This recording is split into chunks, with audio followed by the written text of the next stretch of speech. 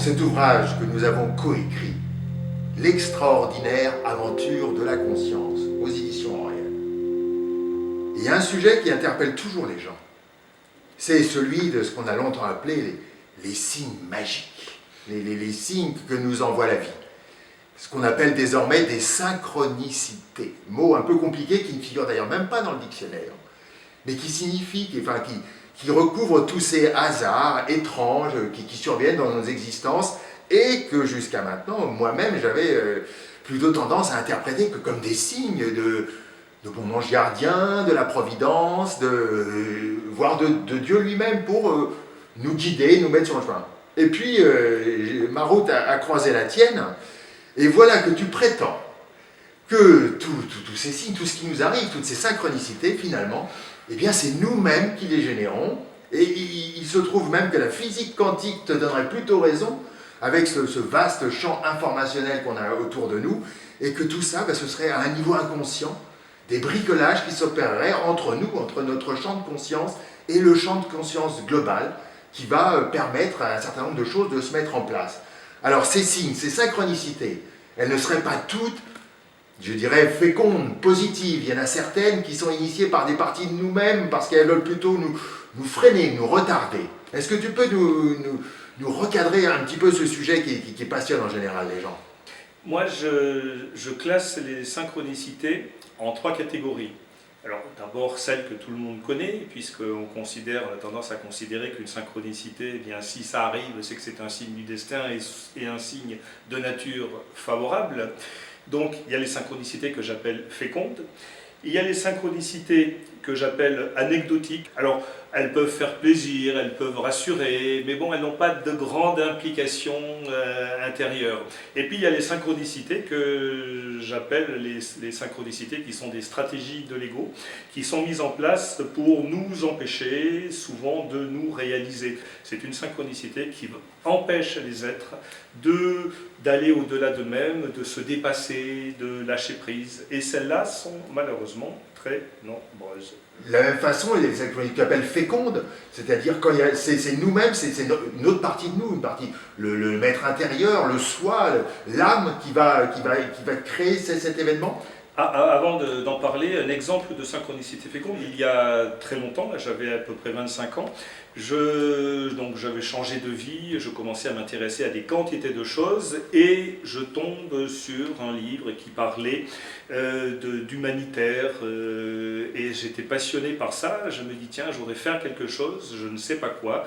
Et je prends le train, j'arrive gare Saint-Lazare, je traverse la gare, je me retrouve sur le boulevard Haussmann. Et au milieu du boulevard, j'étais arrêté, donc les voitures qui circulaient dans les deux sens, comme je fais d'habitude, traverser entre les clous. Et en face de moi, je vois une affiche, une grande affiche, une affiche qui me cloue sur place. C'était une campagne d'admission internationale. Avec l'affiche, c'était une affiche d'un peintre qui s'appelle Topor. Et je me souviens très bien, cette affiche, il y avait une tête de personnage qui était comme ça de biais, avec une espèce de pivot qui rentrait dans le cou. Et j'ai été tétanisé par cette affiche. Je ne savais pas ce que c'était. Je vois marqué admission internationale. Toujours, tout s'est arrêté autour de moi, les voitures, les passants, enfin... Tout s'est arrêté, tout m'a semblé s'arrêter, personne ne s'est arrêté pour moi. Et j'ai pris l'adresse et je suis allé immédiatement voir ce que c'était. Alors je leur ai dit, je ne sais pas ce que vous êtes, je ne sais pas ce que vous faites, mais je m'engage dans votre travail. Et voilà comment j'ai commencé mon activité à travailler sur les droits de l'homme. Donc voilà, je pensais à quelque chose qui m'interpellait, les droits de l'homme. Et quelques heures après, je tombe face à cette affiche. Voilà, ça c'est une synchronicité féconde parce que quelque part, elle a changé ma vie. Et en changeant ma vie, elle a aussi peut-être changé la vie de nombre de personnes dont je me suis occupé pendant des années en tant que prisonnier d'opinion. Donc, les synchronicités fécondes sont celles qui nous permettent d'avancer dans la vie, de faire un pas important, un pas décisif dans notre existence, celles qui nous demandent de vraiment nous dépasser, celles qui nous demandent quelque part un effort, parce que bien évidemment, pour avancer dans la vie, pour évoluer, parce c'est de ça qu'il est question, c'est de l'évolution de la conscience, On n'évolue pas au club méditerranéen en train de boire un daiquiri devant la piscine. L'évolution se fait par étapes progressives et ça se fait aussi par un travail sur soi, parce que l'évolution de l'existence, c'est initiatique. Et donc les vraies synchronicités fécondes sont de nature initiatique. Est-ce que tu peux nous dire comment ça se passe? Qu'est-ce qui fait qu'à un certain moment, notre ego, on a vu qu'il y avait plusieurs sortes de synchronicité, notre ego ou notre âme, notre maître intérieur, notre soi, va créer des événements pour nous envoyer des messages personnels à travers ce qui se passe dans la vie de tous les jours. Comment est-ce qu'on peut l'expliquer techniquement, ça? La physique quantique appelle ça intrication quantique, ce qui sous-entend que tout dans l'univers est totalement relié. Intriqué, relié, c'est le même sens. On considère que tout est conscience dans l'univers. Tout est particule dans l'univers. Toutes les consciences existantes sont des particules à des degrés divers, de niveaux de conscience différents. Et toutes ces consciences sont en lien les unes avec les autres. Si ce n'était pas le cas, les phénomènes de télépathie, de vision à distance, de guérison à distance ne pourraient pas avoir lieu. Il y a un phénomène très, très intéressant, c'est des scientifiques de l'université de Princeton qui en 91 ou 92 ont voulu tenter une expérience qui continue, qui perdure encore aujourd'hui.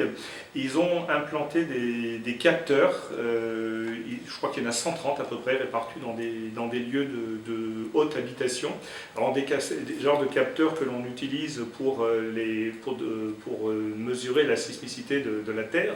Donc ils les ont améliorés, ces capteurs, et ils sont censés capter la résonance énergétique vibratoire du champ émotionnel de l'humanité. Et ils voulaient savoir ce qui allait arriver. Et donc ils ont planté ces capteurs et branchés sur des ordinateurs, ils le sont toujours en permanence, et ils se sont rendus compte qu'à chaque fois qu'il y a un événement important qui secoue, qui remue l'inconscient collectif de l'humanité, par exemple comme les tours du 11 septembre. Oui, du 11 septembre, le tsunami qu'il y a eu en 2004 en Asie du Sud-Est, la mort de la princesse Diana, il y a des pics émotionnels très très très importants. Mais ces pics avaient déjà été testés par un chercheur américain qui est très connu, qui est celui qui avait inventé le polygraphe. Le polygraphe, c'est l'instrument qui sert pour le détecteur de mensonges. Et il s'était amusé dans les années 50 à brancher les électrodes de son polygraphe sur ces plantes de bureaux et d'appartements. Et il s'est rendu compte que les plantes avaient des réactions émotionnelles et qu'il pouvait même entamer, alors c'est pas un dialogue, c'est pas un langage avec les plantes, mais un stimulus qui pouvait lui permettre de communiquer d'une manière ou d'une autre avec ces plantes. Donc ces chercheurs à Princeton avaient utilisé un peu le même principe, et donc ils se sont rendus compte qu'à chaque fois qu'il y avait un événement important, les pics plantés un peu partout, il y avait des pics émotionnels très très importants. La grande surprise de ces chercheurs, c'était pas que les capteurs enregistraient des pics émotionnels. S'ils l'avaient fait, c'est qu'ils s'y attendaient. La grande surprise, c'était de se rendre compte que les pics émotionnels les plus importants avaient lieu 3 heures avant l'événement. Un peu comme les animaux en 2004 en Asie du Sud-Est, les oiseaux, les éléphants qui étaient partis quelques heures avant que le tsunami arrive. Ce que cela veut dire, c'est que la physique quantique a raison, c'est que tout est relié dans l'univers. Et tout étant relié, eh bien, nous sommes en lien, en communication permanente les uns avec les autres. Et étant en communication permanente, totalement inconsciente la plupart du temps, bien sûr, étant en communion, oui, je pourrais dire, en communion permanente, eh bien, il est normal que les synchronicités, même les plus invraisemblables, les plus incroyables, puissent advenir. C'est ça les synchronicités, ça fonctionne de cette manière.